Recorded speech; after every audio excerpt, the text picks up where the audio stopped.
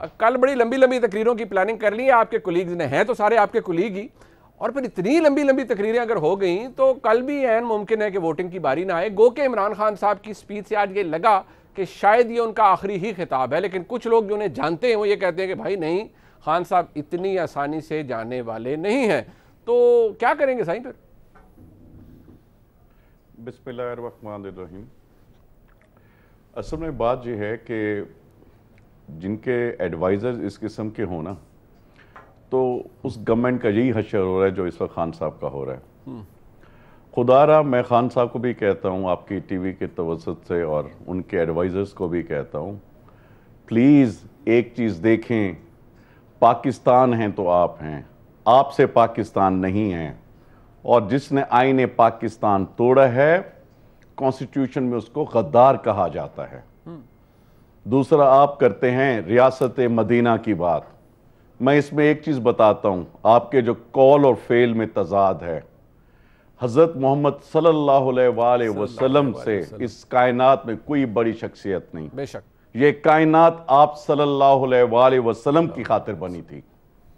कभी आपने ये सोचा है, कभी आपने उनका कोई ऐसा अहादीस मुबारक देखी है उन्होंने कहा हो कि जो मेरा मुखालिफ है उसे सोशल बाइकआउट किया जाए, उसको गालियां दी जाएं, उसकी तजलील की जाए?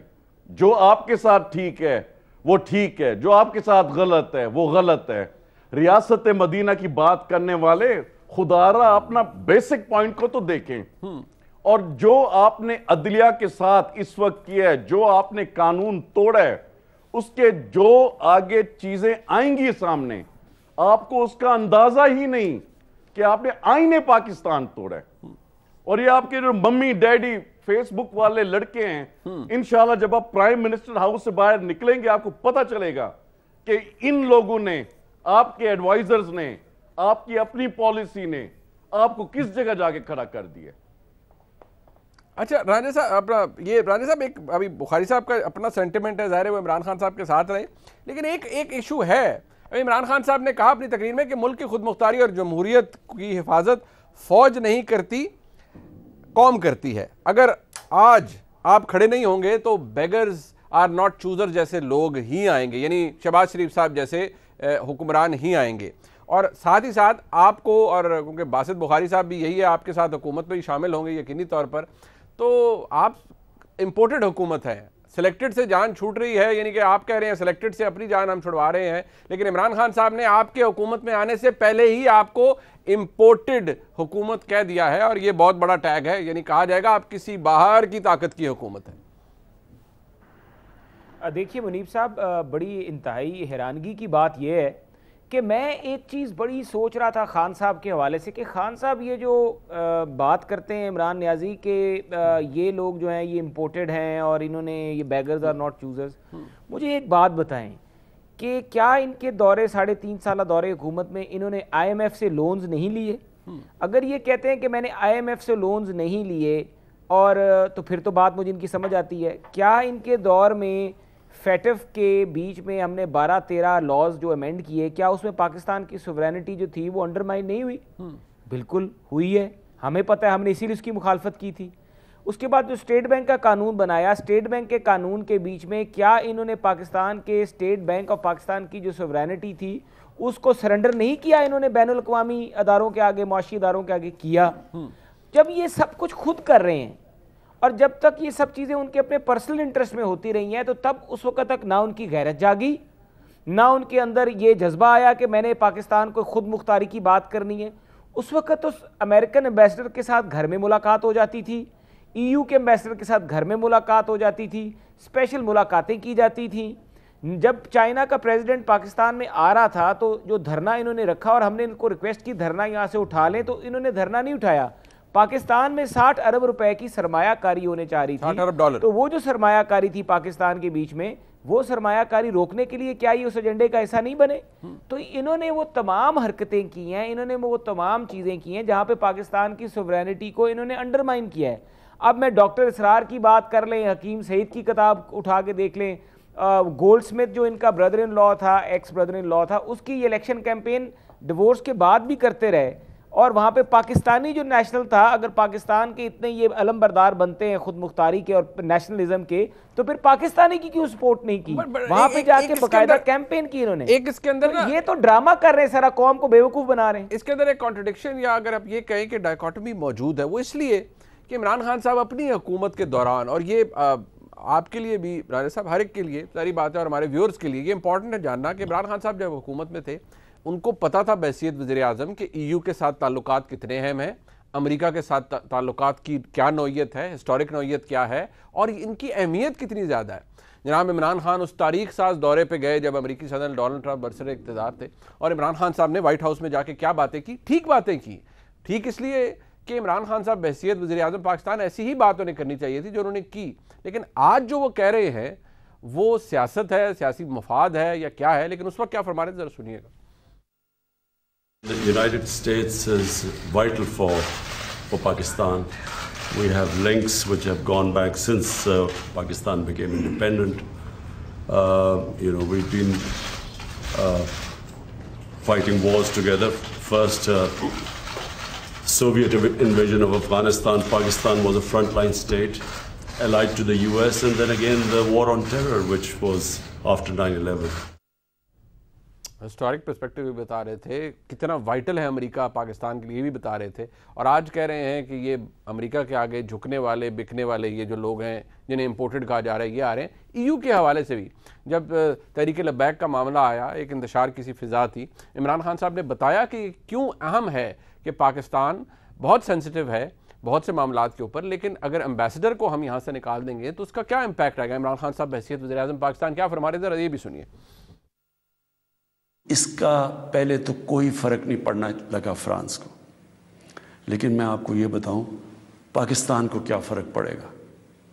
सबसे बड़ा फ़र्क ये पड़ेगा हमारे मुल्क को कि बड़ी मुश्किलों से हमारी माईशत उठ रही है। बड़ी देर के बाद पाकिस्तान के अंदर इंडस्ट्री ऊपर जा रही है, और लार्ज स्केल इंडस्ट्री बड़ी देर के बाद उठ रही है, नौकरियां मिल रही हैं लोगों को, हमारे मुल्क में दौलत में इजाफा हो रहा है, हमारी एक्सपोर्ट्स बढ़ रही हैं, हमारा रुपया मजबूत हो रहा है। बड़ी देर के बाद रुपया मजबूत होता जा रहा है।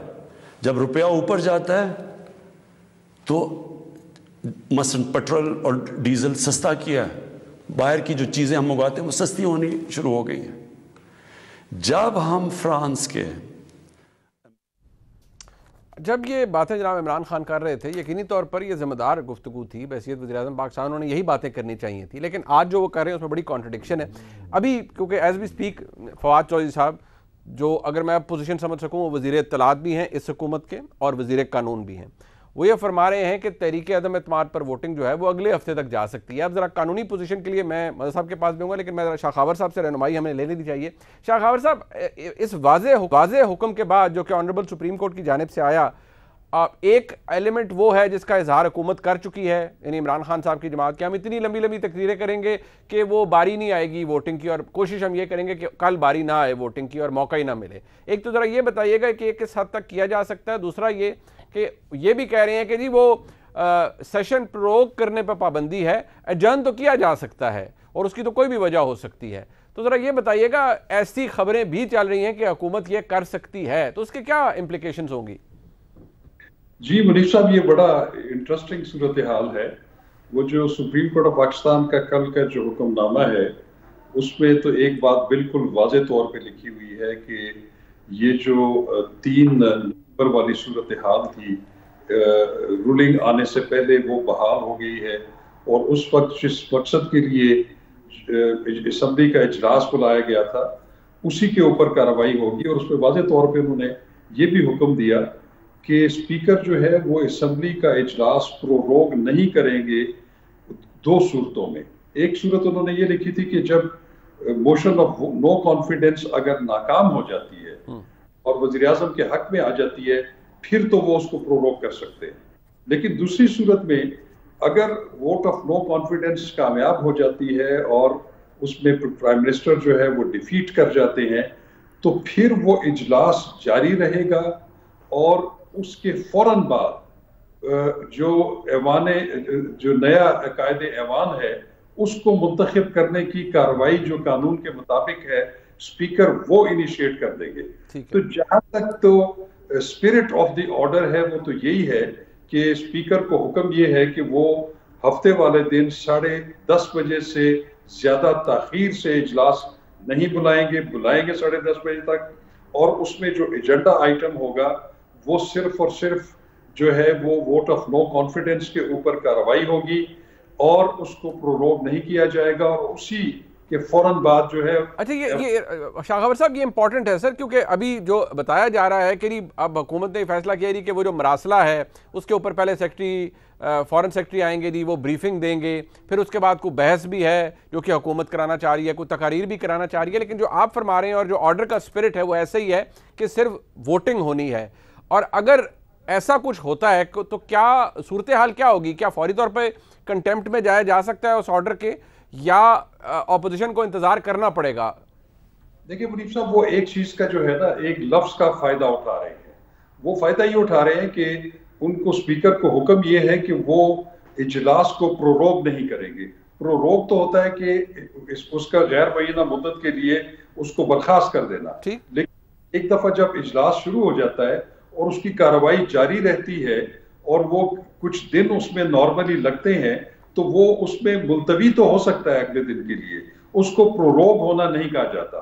तो मेरा ख्याल है कि वो इस लफ्ज का फायदा उठाते हुए ठीक है ये तो कहेंगे कि जी ठीक है, हमने असेंबली का इजलास स्पीकर ने सुप्रीम कोर्ट के हुक्म के मुताबिक 10:30 बजे हफ्ते को बुला लिया, लेकिन क्योंकि अब वो internal matter of the house है, स्पीकर ने उस पर बहस रख दी है, उस पर सेक्रेटरी खारजा की ब्रीफिंग है, उसको प्रोरोग नहीं किया जा रहा, लेकिन सिर्फ ये है कि उस असेंबली की कार्रवाई को आगे बढ़ाया जा रहा है और उसको एक दिन के लिए आगे या कुछ दिनों के लिए मुतवातर उसको जो है वो मुलतवी किया जाता रहेगा, लेकिन सेशन में होगी नेशनल असेंबली। तो वो तो इस चीज का फायदा उठा रहे हैं, लेकिन मैं समझता हूँ कि ये जो असल स्पिरिट है सुप्रीम कोर्ट ऑफ पाकिस्तान के ऑर्डर की, ये उससे यकीनन इनहराफ है। और बट सर ये बताइएगा, अगर ये मंडे तक चला जाता है मामला, या मंडे को अगर कल एडजर्न हो जाता है, आपने दुरुस्त पॉइंट आउट किया कि वो प्रोरोग और एडजर्न के ऊपर वो अपना उससे लेवरेज ले रहे हैं, हुकूमत लेवरेज लेने का सोच रही है, लेकिन अगर मंडे तक चला जाता है या अगर मजीद एडजर्न करने का हुकूमत को प्लान करती है, तो कंटेम्प्ट कब अट्रैक्ट कर सकता है? फौरी तौर पर अपोजिशन जा सकती है या अपोजिशन हैज टू वेट? नहीं, अपोजिशन तो मेरा ख्याल है कि जा तो सकती है, लेकिन जो पीटीआई की गवर्नमेंट है या फिर नेशनल असेंबली के स्पीकर हैं, वो तो फिर वहां पे यही जो है प्ली लेंगे कि हमने प्रोरोग तो नहीं किया, वो आइटम में अभी भी शामिल है और उस पर बारी आएगी तो हम फिर उस पर रायशुमारी करा देंगे। तो मैं समझता हूँ कि ये हिकमत अमली है पीटीआई गवर्नमेंट की कि उन्होंने ये फैसला किया हुआ है कि इसमें वो जितना ज्यादा से ज्यादा कानूनी तौर पर उनके मुताबिक टाइम ले सकते हैं, हम वो ले लें, ताकि इस दौरान कोई ऐसी सूरत हाल पैदा हो जाए कि वो उनके हक में बातें चली जाए। ठीक है, और ये दिलचस्प बात है कि स्पीकर और डिप्टी स्पीकर दोनों के खिलाफ तहरीक अदम एतमाद आ चुकी है, लेकिन जरा इसमें रहनुमाई फरमाइएगा कि चेयर तो कर सकते हैं, क्योंकि ये वोटिंग तो वज़ीर आज़म के खिलाफ तहरीक अदम एतमाद पर होगी, तो चेयर तो कर सकते हैं वो। जी, मेरे दानिश में भी कि स्पीकर और डिप्टी स्पीकर अगर उनके खिलाफ वोट ऑफ नो कॉन्फिडेंस की मूव हो भी गई है, तो जब तक उस पर बहस नहीं होगी या उस पर रायशुमारी नहीं होगी, मेरे ख्याल में वो इसकी सदारत कर सकते हैं।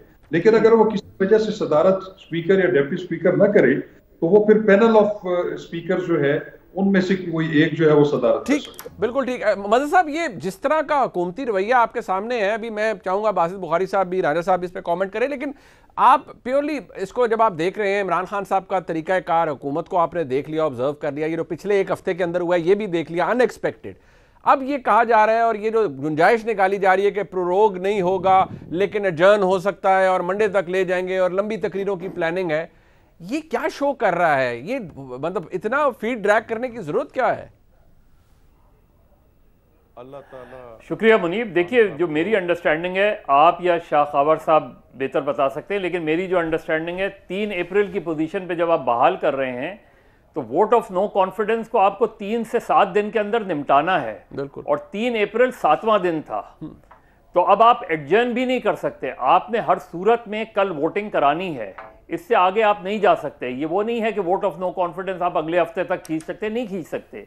इसलिए कि वहां उन्होंने डिसाइड कर दिया कि आपने सैटरडे को वोटिंग करानी है, सैटरडे को इसको निपटाना है आपने हर सूरत में। तो मेरा ख्याल है अगर फवाद चौधरी साहब जो है वो गालिबन इस चीज़ की अंडरस्टैंडिंग वो देखें उसमें, और इसको देखें वोट ऑफ नो कॉन्फिडेंस आप गैर मुअय्यना मुद्दत के लिए एडजर्न नहीं कर सकते, उसको आगे नहीं बढ़ा सकते। आपने 3 से 7 दिन तक उसको खत्म करना है हर सूरत में। बट सर सियासी फायदा क्या हासिल करना चाह रहे हैं? बट सर सियासी फायदा क्या हासिल करना चाह रहे हैं इमरान खान साहब इस सब से?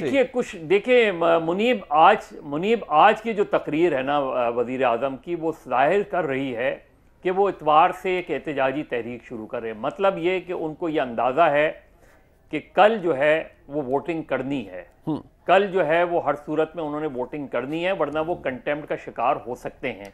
लिहाजा उन्होंने जो बयानियाँ उन्होंने इतवार की कॉल दी है और इतवार के रोज़ से, और उन्होंने खुद कहा है कि वो अब सड़कों पे निकल रहे हैं। उनकी आज की तकरीर में देखिए 4 मेरी नुक्ता नज़र से 4 बड़े बुनियादी पॉइंट्स। इम्पोर्टेड तो हमने 90s में भी देखे, इम्पोर्टेड प्राइम मिनिस्टर आए हैं पाकिस्तान के अंदर, हमने देखा है इस तरह के केयर टेकर। लेकिन आज की तकरीर में पहली चीज़ हॉर्स ट्रेडिंग। अब हॉर्स ट्रेडिंग का क्या मसला है? बिल्कुल हॉर्स ट्रेडिंग होती है पाकिस्तान में, मैसिव हॉर्स ट्रेडिंग होती है, लेकिन हॉर्स ट्रेडिंग मुझे जब मेरे हक में हो तो मुझे अच्छी लगती है, मेरे खिलाफ हो तो मुझे बुरी लगती है। तो कलेक्टिवली पाकिस्तान की पॉलिटिकल पार्टीज को ये डिसाइड करना पड़ेगा कि इस चैप्टर को हमेशा के लिए ख़त्म किया जाए। तो 2018 में अगर हॉर्स ट्रेडिंग हुई है तो आज भी हॉर्स ट्रेडिंग हुई है, तो इसको आपने देखना चाहिए कि ऐसे लोग हमारी पार्टीज में आते क्यों हैं। दूसरा उनका नुक्ता डिप्लोमेटिक केबल के हवाले से है। जिस मुरासले की वो बात कह रहे हैं वो 7 मार्च को उनके पास था, उन्होंने क्यों नहीं पार्लियामेंट का खुसूसी इजलास बुला के इस चीज़ को अफशा किया? चलें OIC की हो रही थी, OIC के बाद 28 मार्च को जब शहबाज शरीफ साहब ने मोशन मूव किया हाउस में, तो प्राइम मिनिस्टर को वहाँ खड़े होके या फॉरेन मिनिस्टर को खड़े होके ये निशानदेही करनी चाहिए थी, उसी वक्त निशानदेही करनी चाहिए थी इन सारी चीज़ों की। और उसके बाद भी आपने, क्योंकि 27 मार्च को आप लेटर लहरा चुके थे, तो 28 मार्च को पार्लियामेंट में ये ऑब्जेक्शन क्यों नहीं रेज किया उस मोशन पे? फिर 31 मार्च को आपने नेशनल सिक्योरिटी काउंसिल में, उसमें जब ये अलामिया जारी हो गया ना, इस दौरान, इस पूरे हफ्ते के दौरान, यानी पूरा महीना, बल्कि आप 7 मार्च से 7 अप्रैल तक ले लें, ठीक है, ना आपने कोई केस रजिस्टर किया, ना आपने कोई इंक्वायरी कमीशन बनाया, ना आपने उसकी कोई प्रोब की। ये बड़े इंपॉर्टेंट, ये वाइटल पॉइंट्स है।